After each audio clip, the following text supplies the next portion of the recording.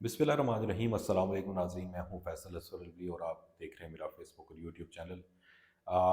आज के दिन जो है मंगल का रोज़ है और दो बड़ी अहम तरीन डेवलपमेंट्स हुई हैं पाकिस्तान में सियासी हवालाजात से, जिनमें सबसे बड़ी डेवलपमेंट ये है कि पाकिस्तान मुस्लिम लीग नून और MKM पाकिस्तान जो है उन्होंने आइंदा इंतखाबात मिलकर लड़ने का फ़ैसला किया है। और पाकिस्तान मुस्लिम लीग नून के सरकर्दा रहनुमाओं पर एक मुश्तमिल एक वफ़द जो है वो MKM पाकिस्तान के वफ़द से मिला है, जिसकी सरबराही फ़ारूक सत्तार कर रहे थे। और दोनों ने प्रेस कॉन्फ्रेंस में जारी एलामिया में ये कहा है कि वो आइंदा इंतखाबात में मुल्क के वसी तर कौमी मफाद को मद्देनज़र रखते हुए मिलकर उतरने की तैयारियां कर रहे हैं। अच्छा, इसका थोड़ा सा अगर आप तारीखी पस मंज़र देखें तो नून लीग और MKM जो है ये वही सियासी जमातें हैं जो माजी में एक दूसरे पर इंतहा का कीचड़ उछालती रही हैं और एक दूसरे पर ऐसे इल्ज़ामात की बौछार भी करती रही हैं कि जिनको मतलब पढ़ना, देखना और सुनना जो है वो कानों को हाथ लगवा देता है।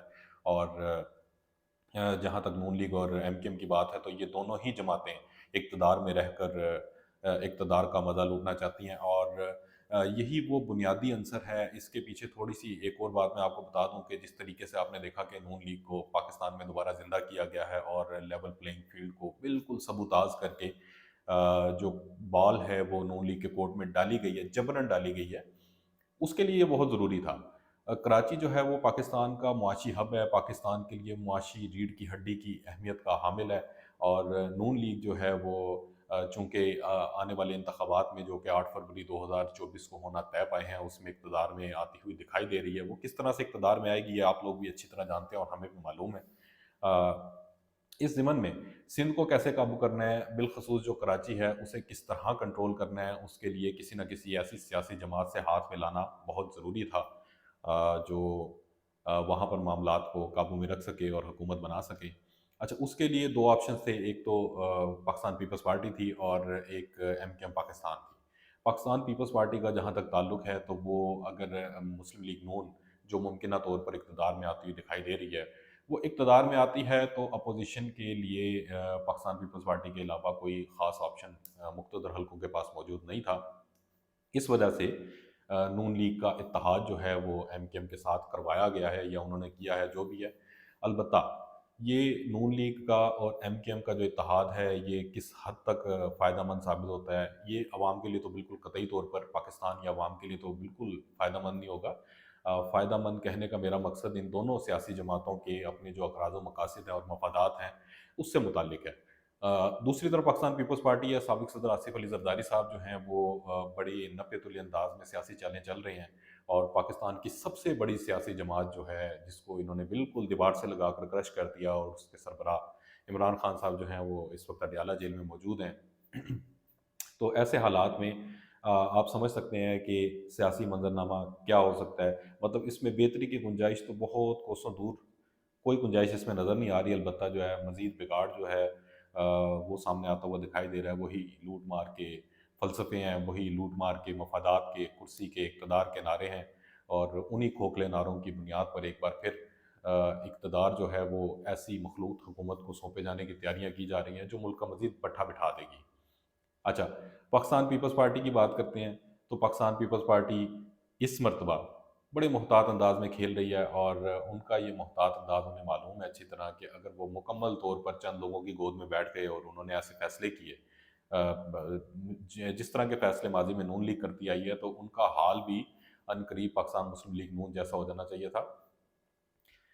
मुल्क के अंदर इस वक्त 5 करोड़ 32 लाख से ज़ायद जो वोटर्स हैं वो नौजवान हैं, और वो नौजवान हैं जिनकी उम्रें 35 साल से कम हैं।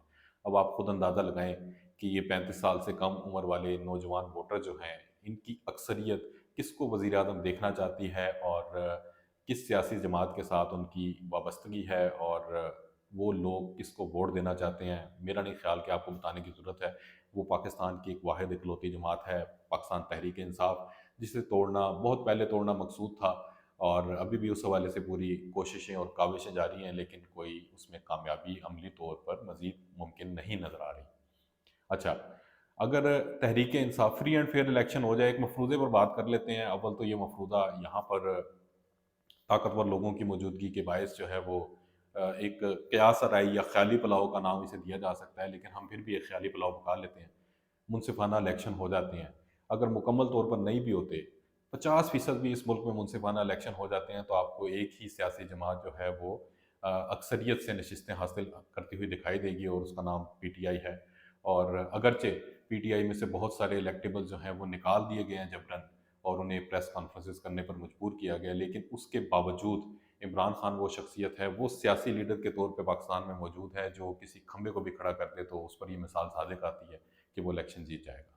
اچھا، ایم کیو ایم ہے، پاکستان پیپلز پارٹی ہے، اور پاکستان مسلم لیگ نون ہے۔